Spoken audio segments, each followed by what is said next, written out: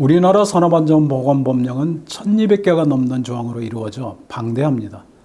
사업주가 지켜야 할 사항을 세세하게 정하고 강제하고 있습니다. 사업주가 위험을 감소시키기 위한 효과적인 다른 방법을 찾을 기회가 없습니다.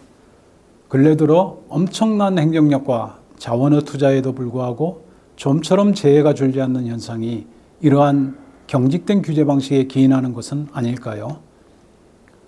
OECD의 2017년 자료 성과 기반 규제 방식을 기반으로 규제 방식을 분석하고 바람직한 방향을 찾아보도록 하겠습니다.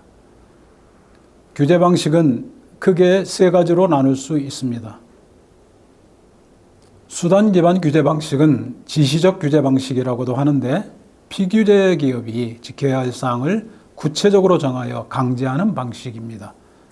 성과 기반 규제 방식은 목표 기반 규제 방식이라고도 하는데 피규제 기관이 달성해야 할 목표를 정해주고 달성 수단은 자율에 맡기는 방식입니다. 관리 기반 규제 방식은 규제 목적을 달성하기 위해 규제 기관이 정하는 관리 행위를 채택하도록 하는 방식입니다. 피규제 업체의 동질성 정도와 규제 기관의 성과를 측정할 수 있는 역량에 따라 적합한 규제 방식이 달라지게 됩니다. 그림을 보면 수단 기반 규제 방식은 피규제 업체의 동질성이 크고 성과 측정 역량이 낮을 때, 성과 기반 규제 방식은 피규제 업체의 동질성이 작고 성과 측정 역량이 클 때, 관리 기반 규제 방식은 피규제 업체의 동질성과 규제 기관의 성과 측정 역량이 작을 때 적용하는 것이 좋습니다.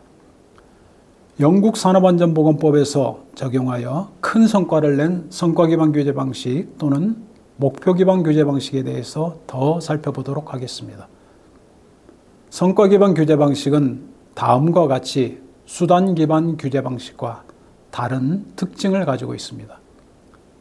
기업별 특성을 인정하고 법적 명령보다 목표를 지향하고 성과를 측정하기보다는 예측하고 규제는 최상보다는 실현 가능성을 지향합니다. 규제 단위가 개별적이기보다 집합적이고 적절한 조치에 대한 입증 책임이 피규제자에게 있습니다. 성과 기반 규제 방식은 기업들에게 가장 효과적이고 저비용의 조치를 가능케 하고 혁신의 장애를 작게 하고 국제교육의 표준화를 촉진하는 이점이 있습니다. 반면에 다음과 같은 단점도 있습니다.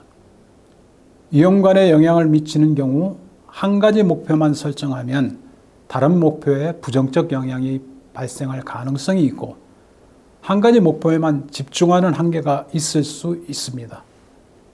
감독기관의 성과를 정하고 측정하고 모니터링하는 역량이 필수적입니다. 결론적으로 성과 기반 규제 방식은 많은 장점이 있지만 시행하기가 쉽지 않고 모든 곳에 적용이 가능한 것은 아닙니다. 이 규제 방식은 기술적인 규제, 피규제자의 동질성이 작을 때 규제기관이 성과 측정 역량이 있을 경우에 가장 적합합니다. 규제 방식의 결정은 적용 분야, 성과 측정 역량, 그리고 이용관 교환 등을 고려해야 합니다. 우리나라의 경우 어떤 규제 방식이 적정할까요? 업체는 제조, 건설, 서비스 등 업종이 다양하고 업체의 규모의 차이가 크고 첨단 기술 시대에 생산 기술도 천차만별입니다. 즉, 피규제 업체의 동질성이 낮습니다. 적어도 수단 기반 규제 방식은 맞지 않다고 보입니다. 산업안전 분야는 재발생 현황 등으로 성과를 측정하기가 용이한 점도 있습니다. 규제기관, 즉 감독기관의 역량이 문제인데 감독관의 역량을 높인다는 전제하에 성과 기반 규제 방식을 고려할 때가 되었다고 보입니다. 마침 정부에서도 작년에 발표한 중대재해 감축을 위한 로드맵에서 위험성 평가를 통한 자율관리 체계로 전환하겠다는 방침을 정한 바 있습니다. 자율관리 체계를 위한 법령정비 TF가 운영 중인데 명확한 개념을 이해하고 실현 가능한 법령 정비안을 마련하길 기대합니다. 시청해 주셔서 대단히 감사합니다.